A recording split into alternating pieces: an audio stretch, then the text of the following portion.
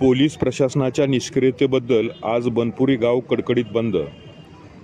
या गावातील एका अल्पवयीन मुलीचं 6 एप्रिल रोजी अपहरण झालं होतं। याबाबत आटपाडी पोलीस ठाण्यामध्ये गुन्हा दाखल करण्यात आलेला आहे।